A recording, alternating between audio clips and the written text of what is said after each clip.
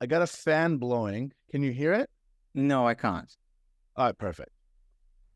Welcome to the Creative Ticket Podcast, brought to you by Pacific Video and hosted by Geraldo Rodriguez.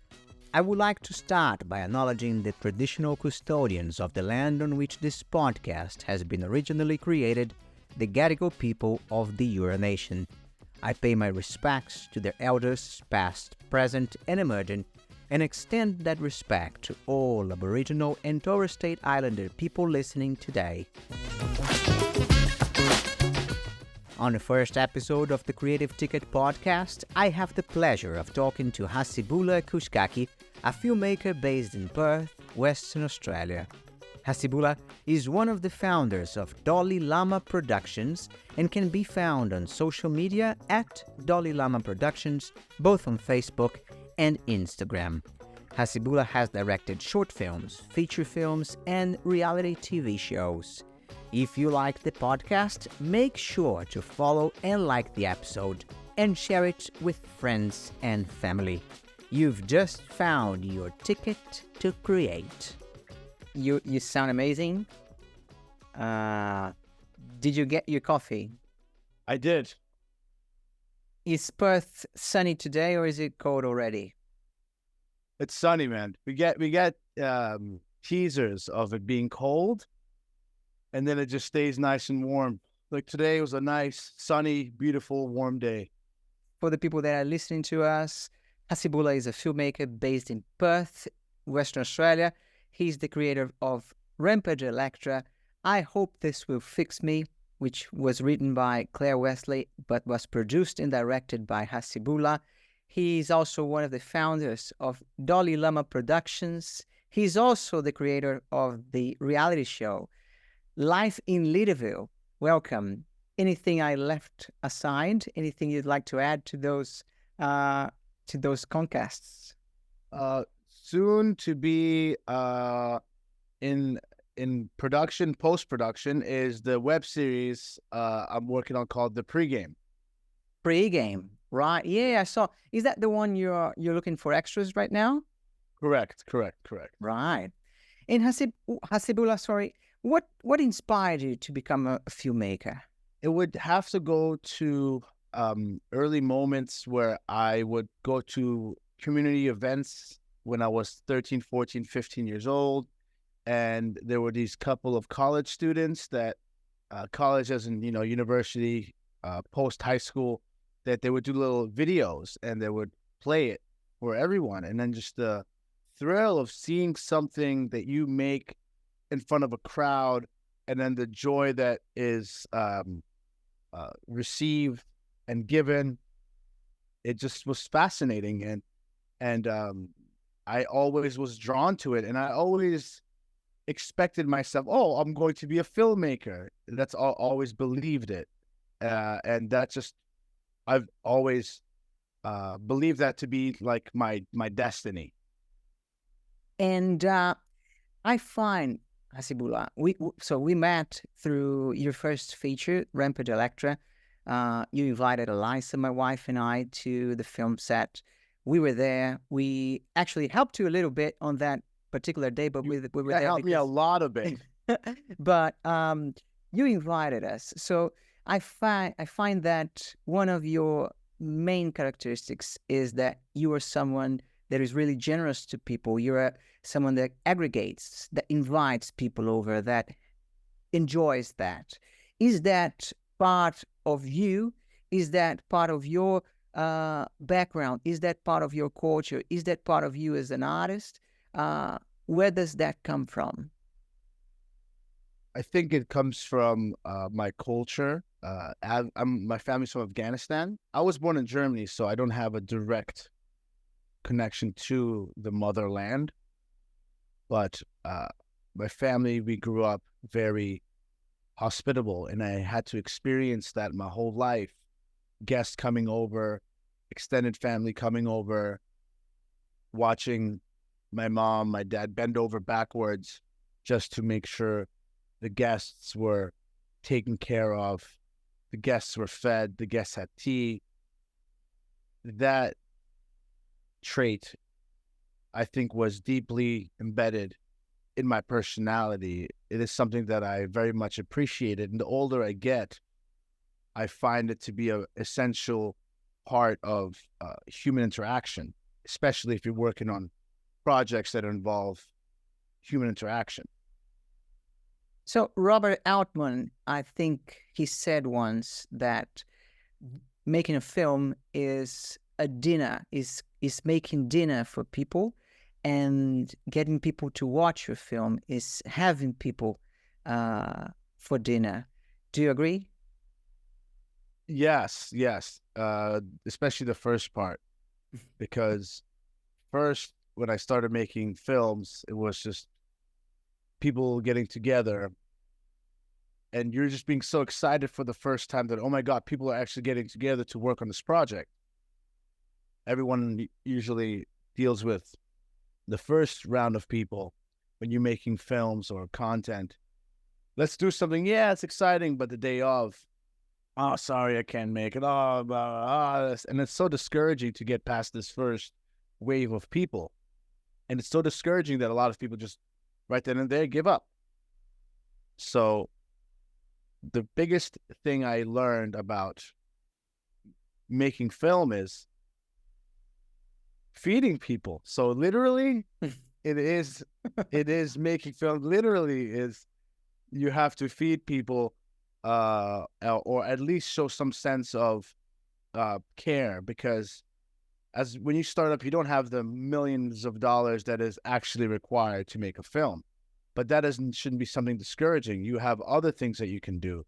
You can be polite. You can ask kindly. You can say please and thank you. You can have all these characteristics, which comes down to simple outcomes. It comes down to, yeah, it's like it's like making dinner for people. So it's literally very good way of comparing that. Yeah. But watching your movie, being like having people for dinner, yeah. I mean, I don't think I'm there yet, because right now as a filmmaker, I'm still the part where I'm making it. But then getting people to watch your film, that's a whole nother reality that I'm still like trying to understand. Distribution mainly, I'm talking about. Is that something that you think about when you start a project? Do you think about the economical or the financial issues that you might face, and how you're going to distribute it, how you're going to make money out of a project? I think about that more now more than ever. When I first started, I just thought, if you make a movie, that's it. Everyone's going to watch it. I didn't realize, the naivety of your early days of having this idea and being so excited by your own idea that certain realities you just avoid or you don't know, and that's okay. That's okay. But I definitely think about it more now. And what do you think? What do you ask yourself when you're about to start a project now? What do I ask myself now? Yeah, in terms of audience, but also in terms of what you would like to accomplish, what you would like to talk about. What are your questions when you start a project? Well, first I ask myself, is this something I want to do? Is this something that I will see myself being able to spend, 10-hour days, 10 days in a row, 100 hours of editing? Is this something that I'm going to be able to spend 10, 15 hours scheduling? Is this something that I'm going to be willing to be consistent with the effort? And if it's something that I know I'm not passionate about, I know myself well enough to know that it's not something that I should do, because the last thing I want to do is do a project where I'm like, you know what, I don't care about this. That's the first thing. And the second thing that I'm starting to think about now is like, is this going to be at least able to pay for my rent? You know, is this something that like it's something that I can somehow manage to uh, make a deal where it somehow pays for a portion of my bills? And that's, yeah, those are the first few things I think about. But the most important thing I think about is, do I want to do this or not? Does it speak to me? Am I going to be passionate about this? Who am I working with?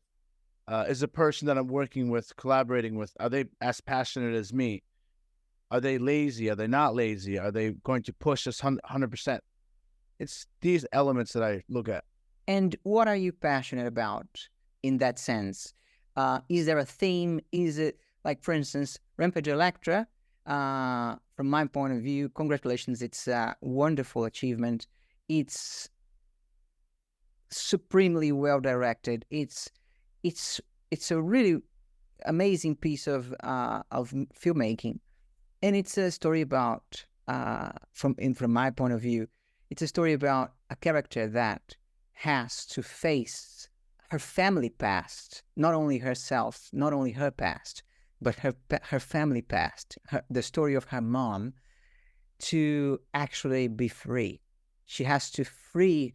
I'm not going to tell people about the story, but she has, in some sense, to free her mom so she can be free herself. Because it's an action movie, it's an action feature film, but it's still a family story. Is that something that you're passionate about, family stories, or is it more like the genre, or is it more like, as you said, the people that you're going to work with? So for the Rampage Electra, what I guess the question is that, like, does it match my so the question is, does Rampage Electra match my style, or does it match your style? Is it, because we feel, anyone that can hear you can feel that you have passion for what you do. I'm thinking if it's just the ritual of being with people in a film set, or is it something about the story you're telling, or is it all at the same time, or is it the challenge of getting something done? Rampage Electra is a combination of many things. The reason I did it, the biggest thing that motivated me in the time was the fact that I just need to make a feature film to prove that I can make a feature film. Like, because everybody was like, "Oh, we're not ready for a feature film."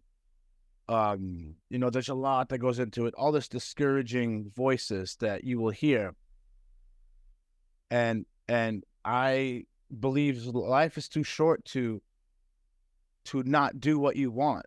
And for me, I wanted to create a story that spoke to me, combined with creating a story that is doable, combined with creating a story that is unconventional. Like, it's not a traditional story plot. I mean, there are a lot of similarities you can draw with it. Like, it's a crime thriller, action, drama. There's just comedy in it as well. But it's really all over the place. And I think just by me going and saying, you know what, I'm going to do it no matter what. And I didn't really scrutinize the script as much as a feature film script gets scrutinized. And for me, the moment I finished writing it, it took me 5 to 6 months to write it. I made a beat sheet and then wrote it out. And then I spent some time editing it. And then I was like, all right, on to production. I could have spent months and months and months more. But for me, I think the most important part was just getting it done. And now in hindsight, I look back and go, that was my film school. You know, that was my film. So for me, it's like the experience came because that wasn't, I mean, that's my first feature film, but in a sense of a first feature film that's going to be released theatrically, I still haven't had one yet. So everything until that moment, it's just me learning. And I think it's very important for all independent artists who are striving to be successful in their field, is that they have to have the patience and the perseverance and understand that it's not going to happen overnight. And you have to, people that go to medical school they go into debt $200,000. They go to, in America, it's like 4 years of undergrad, 4 years of grad school, and then you go to med school, and then you go specialize 2 years, and that's over 10 years. How much money are they spending there just to give themselves a chance to be a doctor? And people who are in filmmaking, they need to start approaching a similar mentality that, like, if you're not willing to put 5 to 10 years at least just to give yourself the chance, nothing is guaranteed, then you're not just filmmaking, in anything. I don't think there's a chance to really break through. I mean, you have your exceptional, talented people who've been fortunate, lucky, and skilled and talented enough to find a pathway early on and become young, successful directors. Absolutely. But if you compare yourself to that, it's going to drive you crazy. So, you just have to focus on your own path. And for me, Rampage Electra was, now with the experience, I look back and I go, that's just one of the many steps that I need to take to get to where I want to get. Amazing. Amazing. And how about life in Leaderville? How did you come up with the idea, and what inspired you to create Life in Leaderville? Because you did that after Rampage Electra, so you had an enormous experience from that first feature film, in the sense that you went through the script writing, the directing, the editing. You did, all of the work, and then you come up with a reality TV show. What drove you to that? I just wanted to do something fun, man. Like for me, working at Sienna's for a year and a half, and seeing the kitchen, and they're always, oh, you're a filmmaker, we should do a show here. I was like, we should do a show here. And I get very motivated and inspired by seeing people's facial reactions. Oh, we're just saying that, we're not actually going to, oh, watch me. You don't think I will, and I was like, and that's enough for me to be inspired to do something. Just seeing a slight bit of doubt in somebody's face, and me being like, all right, watch now. In 1 month, episode 1 is out. 1.5 months go by, episode 2 is out. Just the thrill of pushing something from nothing into creation, and seeing how that helps people have you force people to embrace a positivity that they might have not embraced before. Because they're right. Everyone, oh, we're going to do something, they don't. That's what the norm that everyone's accepting. But what if we don't accept that norm? What if we just get some cameras and just have one idea and just shoot that idea? Okay, what we do today? Oh, there's no mushrooms? Okay, perfect. Let's you get upset that there are no mushrooms, and then it's simple. And the chefs, they've been waiting their whole lives for this. They're naturals. There's no script, man. It's just, you go in there and you just put the cameras on them, and you spend a lot of time editing. But so for me, the idea behind that was 2 things. 1, because it was a fun idea, and 2, because I think there are no reality TV shows in Western Australia, in Perth, that I know of. And it's a big market. It's a big, big market. So now it's to a point where some of the business owners in Leaderville, they've seen what I've done. They're happy to help me complete a season 1, and then we're going to push to market it and promote it and to see how far it gets. So the idea is to create a platform for local businesses to advertise, compared to the conventional way of TV commercials on SBS. We get a 15-second slot, pay almost $10,000, combining the production costs, combining the ad space. You're looking at $10,000, and it's a very, almost, you could say TV is almost an outdated platform. Sure. It's almost obsolete. It's headed that way. So for me, I'm just, let's do something creative. How can we do something interesting and engaging? Let's also advertising the community. And I was like, okay, that's life in Leaderville. So for me, it's Yeah, for me that was very much what there's multiple not intentions and multiple goals that I have behind life in Leaderville. So one of them is fun, and one of them is okay. There's actually something that could financially be possible from this. And where does that passion slash entrepreneurial spirit slash positivity slash crazy um, gear crazy drive comes from? Is that you yourself? Is that part of your path in Australia? Were you like this before you came to Australia, or where does that come from? The older I get, the more I'm realizing it comes from my mom. My mom is the most driven, ambitious person that I know, but ambitious in a sense where from where she started to where she is now, like my mom had a very crazy story. She got married when she was 16, to my dad, who she never met before until the day of their wedding. And then that same girl had 3 kids by the time she was 20, but moved to America, learned English, and was like, I want a restaurant. And then she opened up her own restaurant. And even now, she's just such a hardworking hustler that she climbed up from where she was. And then now I have the opportunity to look beyond that. And I see her as I'm always driving and looking for the next thing to do. And I'm looking over at my mom, and she's always looking for the next thing to do in terms of, because she does catering, but she's very much always like, what's next? What's next? What's next? So that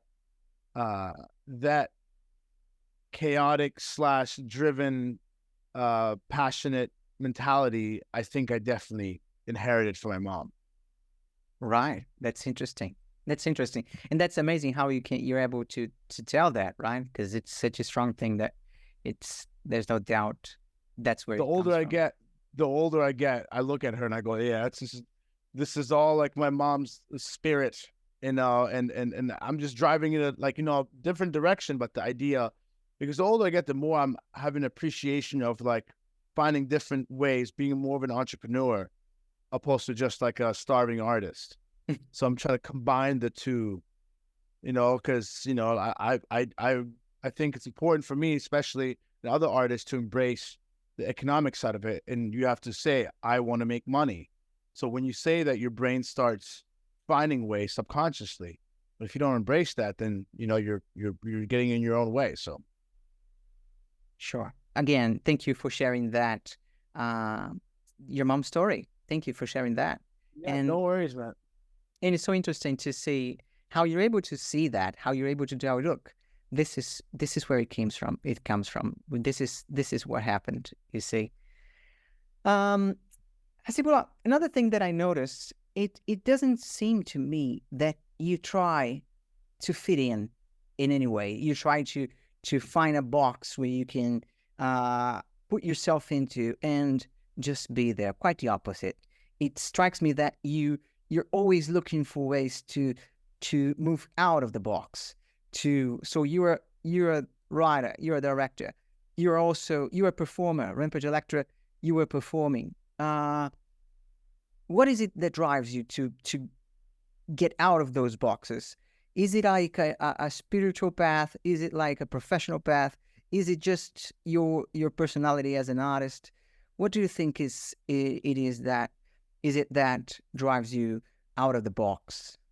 I think it is, I had to accept that I am an entertainer.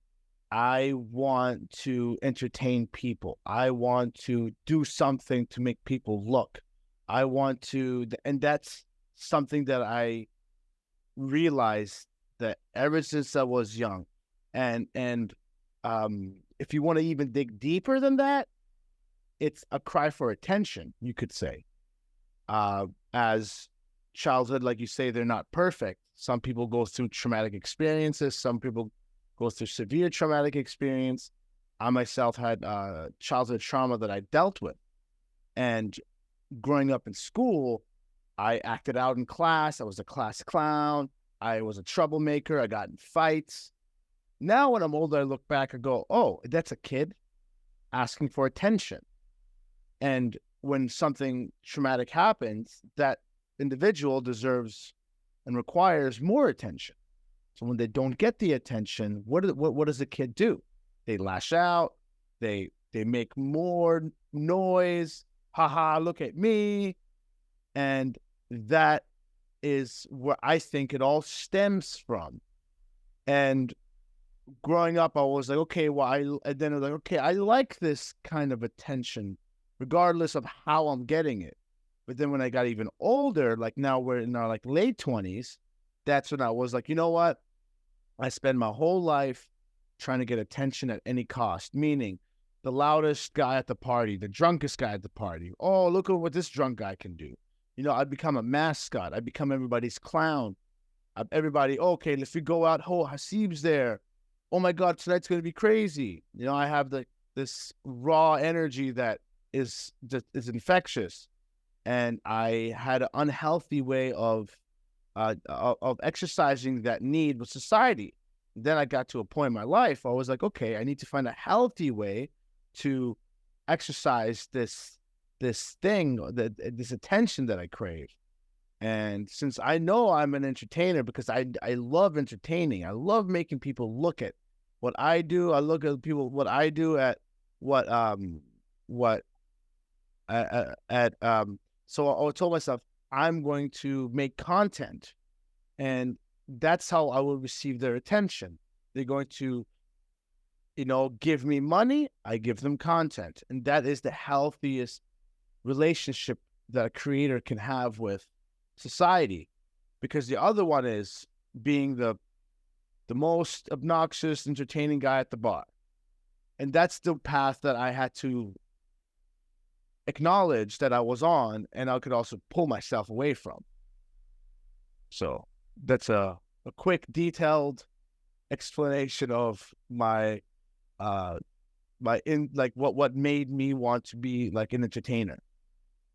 But at the same time, I understand. I think you're right. I think there is always an element of some sort of trauma in our talents, in our personality. But at the same time, I think you cannot minimize the fact that the way you're able to listen to people, the way you're able to see how people, what people have to bring, for instance, in life in Leaderville, it's not just because people in Leaderville are interesting. It's because the way you look at them, the way you interact with them, makes them show their best part. So, and is that a skill that you learn by actually looking inwards, or how do you become such a good listener as you are? Well, I think I have a connection with people. I feel a lot of empathy for my surroundings, and I appreciate the day-to-day workers of life. I appreciate the people that are accepting of their life, and in a way I'm almost envious of people that are able to be content with their life, and it's not all perfect, but people that are committed to being a chef for 10, 15, 20 years. They're proud of themselves. They're proud of their work. And for me, I see them and I see character. Other people will go, oh, look at this, just cook at a restaurant that nobody cares about, and in Australia, it's like, it's just a foreigner. But for me, because my family's from Afghanistan, I was raised in Germany, and I went to America where there's a heavy Mexican community, and I went to Florida where there was a heavy Latino island community. Latino Okay. community, island community, Puerto Ricans, Peruvians, Jamaicans, Haitians, it's a Colombians. There's a big mixture of people. So, and at some point, I really, my personality allowed me to connect with a wide range of people and see them for who they were. And for me, it's I enjoy portraying people for who they actually are, opposed to what we see. Like a lot of people just hear an accent, and then everything else is just like automatically written by their mind. It's like judgments are made. This person's just no, but like they're like, for example, Franco in Life in Leaderville. When I first met him, the Italian chef, I didn't know how to speak to him for months. He was such a different character.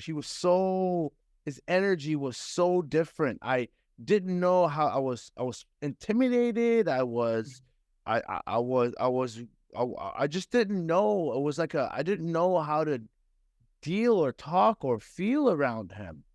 And it took a lot of like confronting and trying. And then I understood him. And then I was able to really appreciate him. And I was so excited to show my discovery of his personality through Life in Leaderville, which is like a simple concept, but it's still such a powerful discovery that I made. I'm very happy that I was able to share that.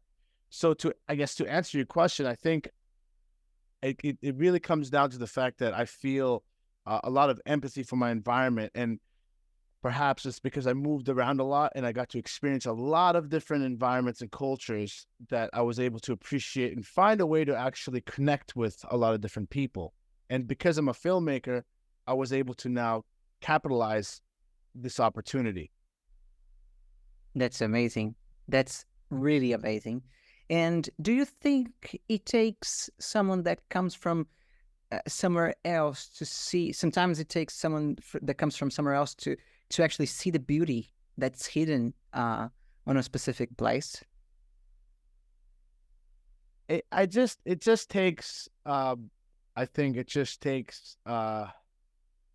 think people just really, if people choose to reflect on themselves, and I think it's a combination of also traveling. I think until people don't travel and at least leave the place that they grew up in, or go see the other parts of the world, there's just only so much that you can see and understand about people.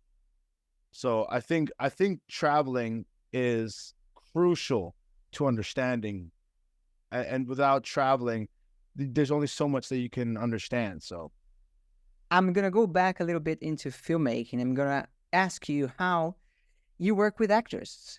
What's your take on, because lots of directors, sometimes they're afraid of actors, sometimes they try to get the actors to do exactly what they want them to do, and sometimes they're anywhere in the middle. How do you feel about working with actors?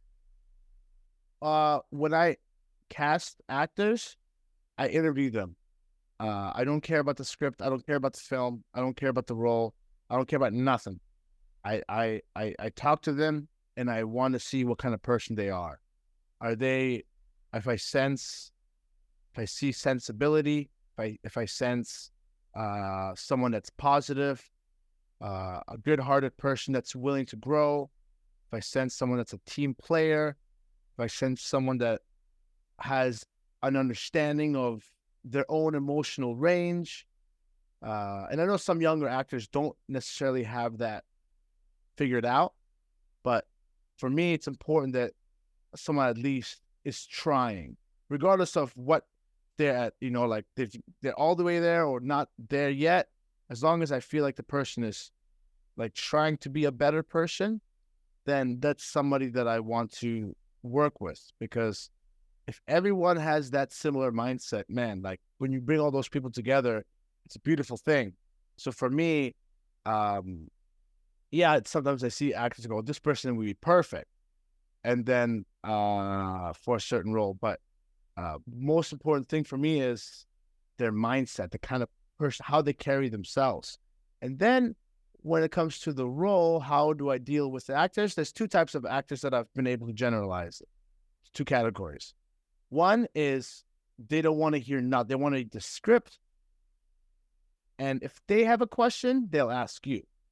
And the other actor is they need you to answer that. You need to tell them everything, character background, how are they, what the childhood stories that aren't even in the script. They want to know everything.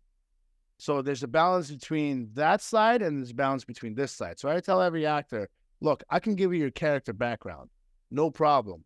But I'm only going to give that to you if that's what you want. If you want to fill in the blanks yourself, go for it. And if you need my help to fill in that blank, I'm there. So they're like, no, give me character background. I give them a full extended character background. If they're like, nope, let me create this character myself, go for it. Less work for me. You know, because I really enjoy when actors make their own creative decisions. I have no problem being assertive and saying, this is not what I want for a specific part. There was a part that we were, 2 weekends ago, we were filming. It was a drunk scene. This girl was upset at a situation. Oh my God, you're drunk. I'm not drunk, I'm upset. Are you crying? I'm not crying. So she had an issue with saying, like, I'm not this, I'm not that. And she was like, I just feel like I'm spelling it out too much. But because I knew as a director that this specifically has a comedic timing now. I'm not this, I'm not that. And then it's like, there's a rhythm that I wanted to establish in that. So then I very assertively and nicely was like, no, this is what we're doing because this is the idea that I have behind it. And when you confidently express your vision, actors will very gladly follow your instructions. But if they have like, I don't think, for example, there was a scene where this actor was supposed to do drugs with this actor in the bathroom for the first time. The actor was like, look, I don't think my character would be doing drugs with this guy because they just met each other, not this episode, but they don't really know each other. So I think her character would do drugs, but if it was like in somebody's house, opposed to a public restroom. And I thought about it. I was like, well, she's right. She's right. And I said, okay, we're going to change that scene.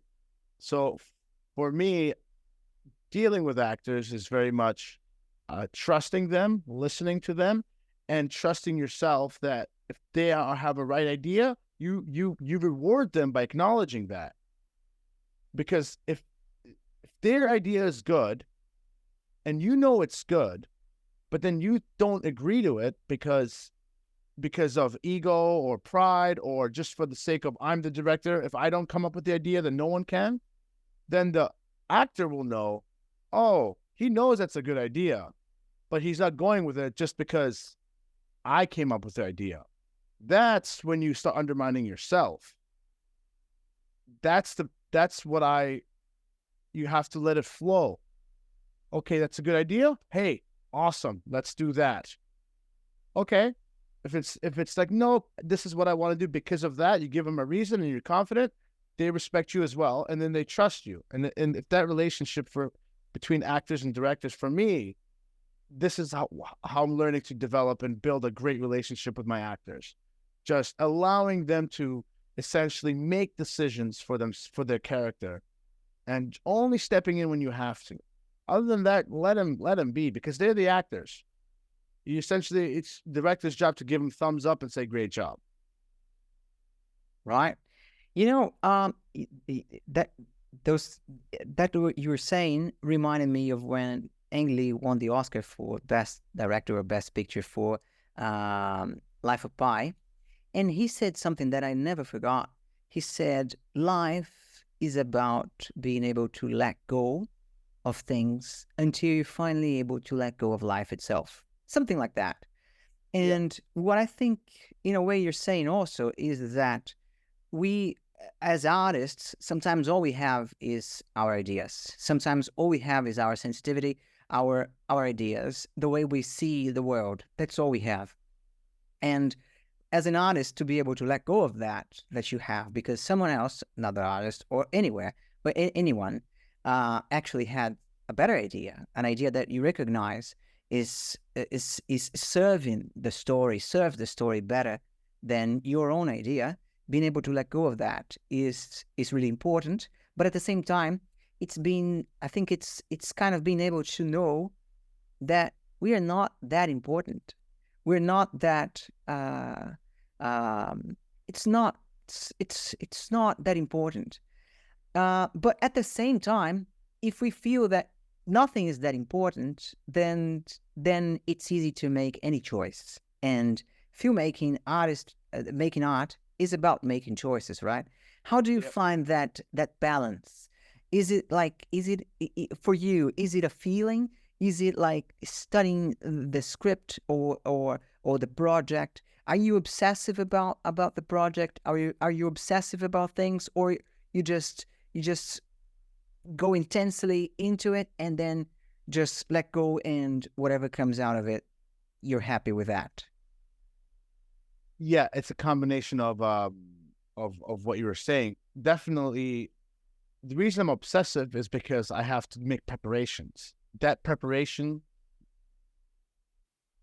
by just automatically makes me obsessive with the script. I have to, review the wardrobe. I have to review the blocking. I have to review multiple aspects of pre-production of the script for the production, which makes me very acquainted with the script. It also helps that when you're writing your script, you understand the script and you know the script. So I always say there's 3 times that a script changes.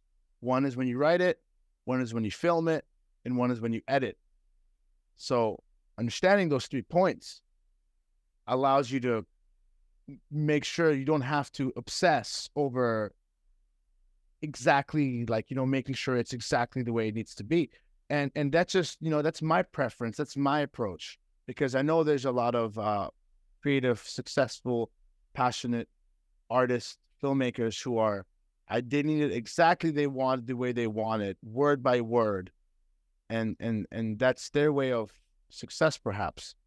But for me, it's you prepare as much as you can prepare. And when the day of, so it's a combination of making decisions.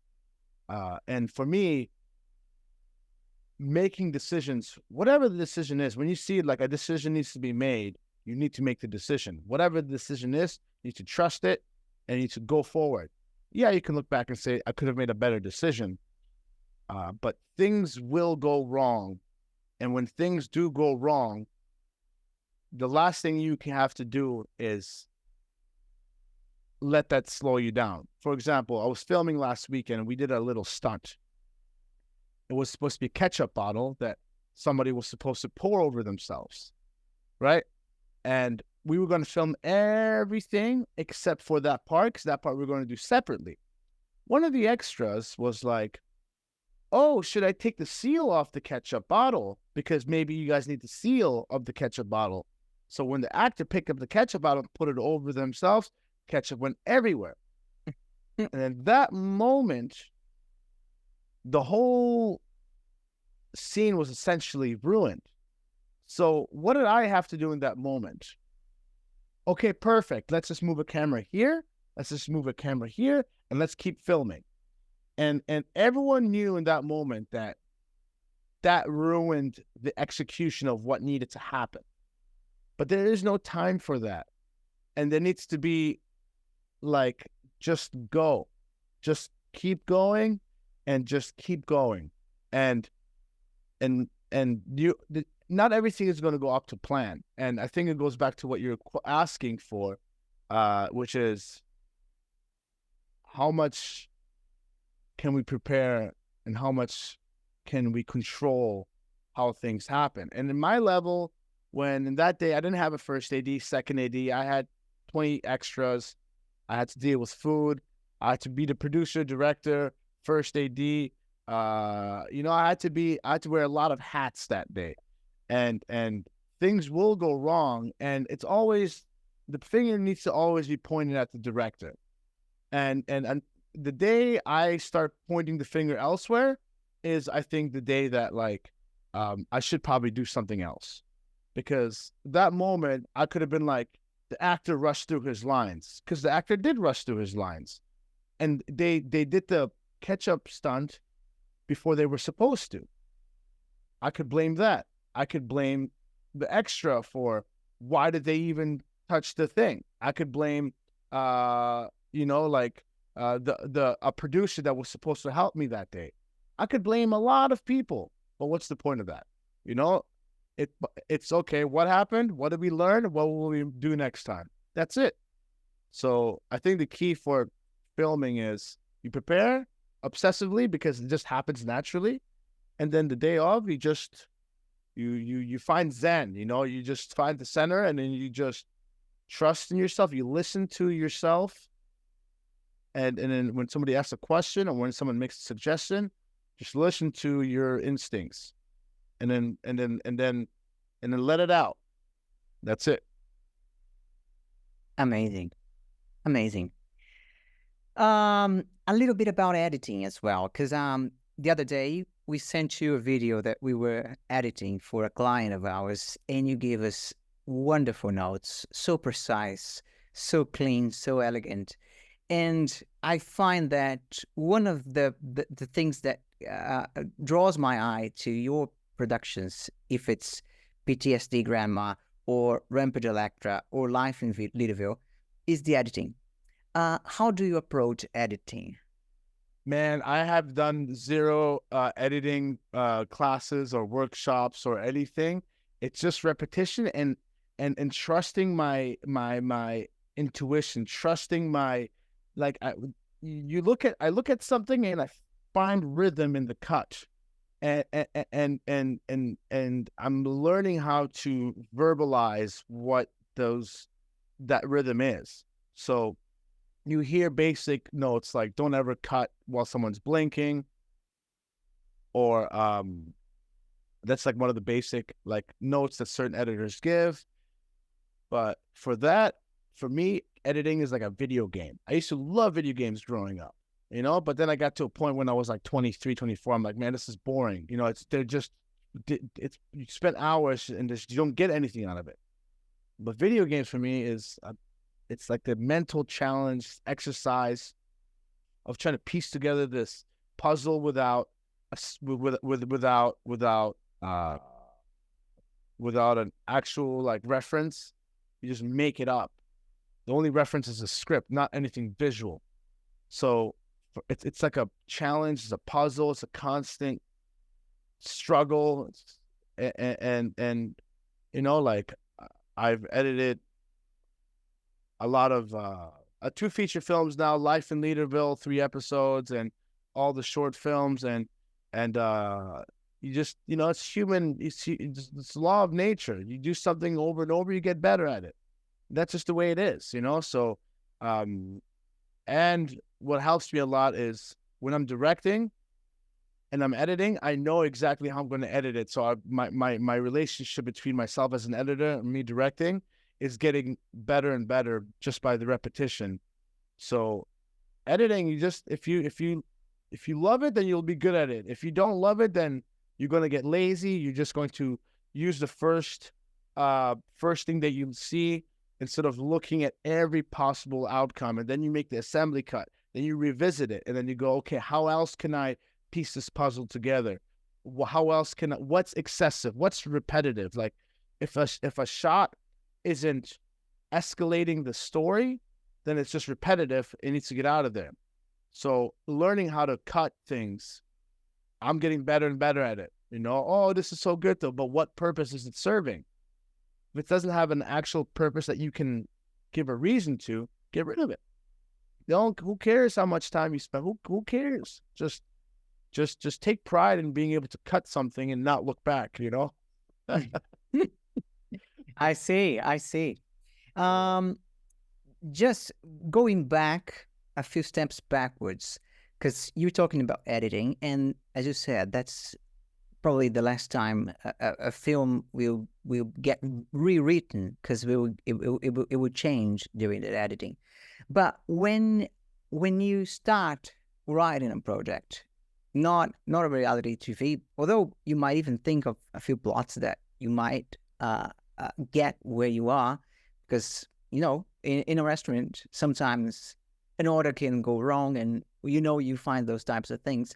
But when you're creating a new project, when you're creating a script, what's your take? What do you look for? Are you looking for character? Are you looking for some sort of conflict? Are you looking for a theme? What are you looking for when you start a script?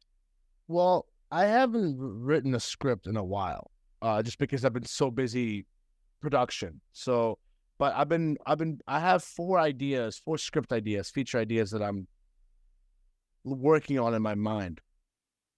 And I had to sit down with like a month ago with Screen West, and they said something that really helped me view my next project. And it's two questions: who is the main character, and why do we care? And once that question came, for all those four ideas that I had, I go, okay, who's the main character? This person. Why do we care? And two of the four scripts, I was like, we don't care. We don't care at all. Because why? It's just, because he's really cool and he's based off my best friend. That's not enough. I have an idea called 24/8.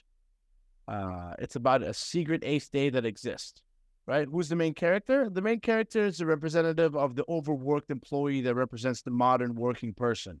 Okay, why do we care? Because we need a break. We all working hard and we need a break.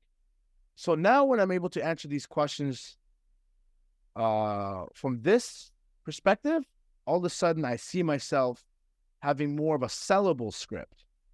And that's how I'm reshaping my approach for my next projects. And I think it was a very good way for them to help me, because I am planning on applying for funding from them. But for that, they told me that there's like 3 levels. First, you have to build the concept, then you have to build the production development, and then you can go and pitch get the big funding. So there's many steps, but they broke down the steps, and that helped me. Okay, so now when I'm going to gather my thoughts, structure it in a way that's going to fit to help pitch it, because the financial side of it is as important as the creative side of it, and that's something that artists early on aren't embracing, including myself. So in terms of scripts, I wanted to be true to me, and I wanted to be able to be sellable, be something that I can pitch. And that's what I'm working on for my next projects, is to make a proper pitch deck that I can sell to potential distributors. And that's a process. That's a process that that you have to just, you have to like dig your own way. No one knows how to know. When you say distribution, if you never dealt with distribution, you don't know what the heck you have to do to get there. But there's different ways that you can get there. For example, through Screen West, they're like, if you do this, if you do that, and then we can, help you find a distributor. And then once you've done the steps to go to the film markets, and they are helping develop like Western Australia's filmmakers by telling them these are the steps that you have to make, and then we're going to send you to the film markets to find a distributor, and then you come back to us, and then we will see if we're going to fund your film. So it's a big process, but it's a very doable process. So for my next script idea, I'm definitely aiming to make it something that's marketable, that's something that I could sell. Amazing. Amazing. And one last question. Every podcaster here, when someone's talking to an artist, they always ask the question, what piece of advice would you give your younger self, or would you like your younger self to have been given that piece of advice before? What piece of advice would you give to a slightly younger Hassibullah?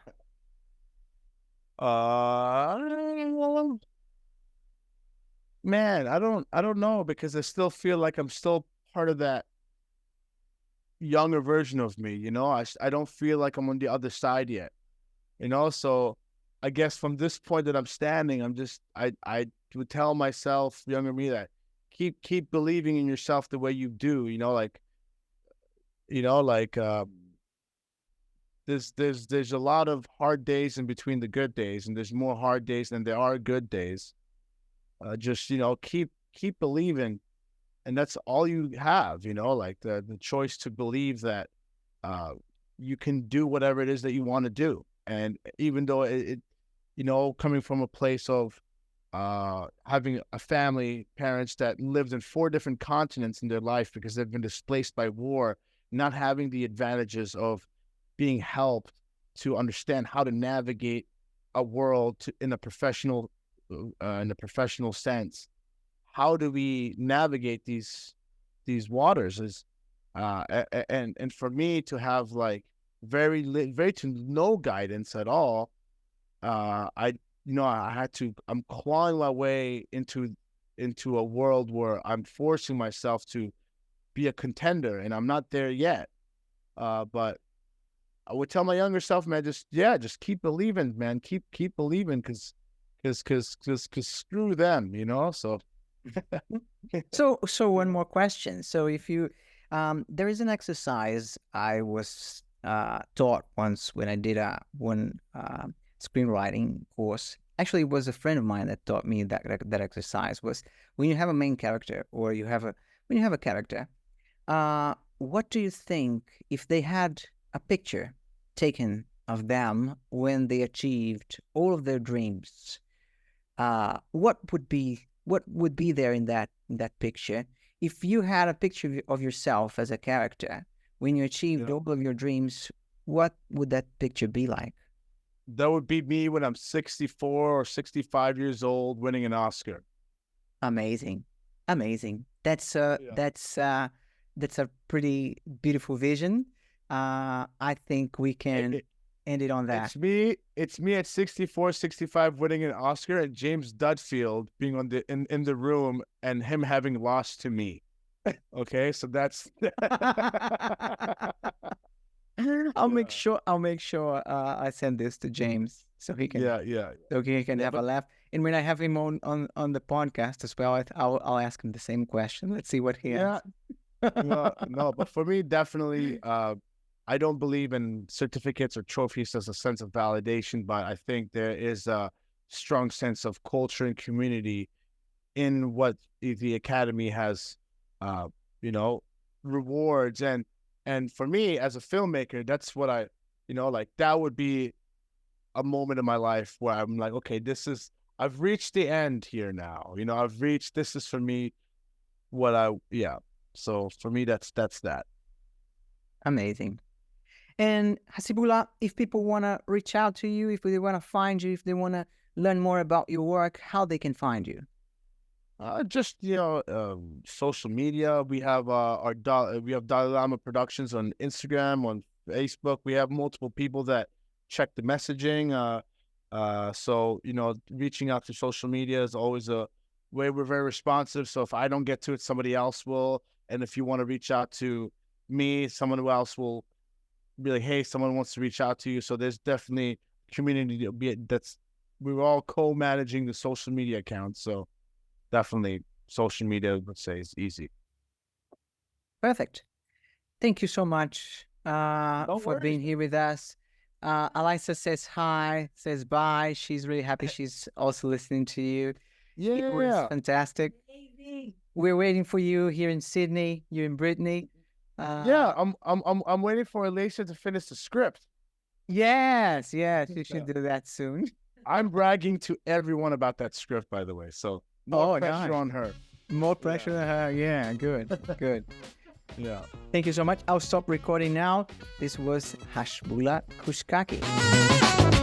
Thank you for listening to the Creative Ticket podcast. If you enjoyed the episode, please remember to share this with your friends and family and subscribe so you can stay up to date with new episodes. Feel free to reach out to hello@pacificvideo.com.au for feedback and suggestions. We would love to hear from you. Take care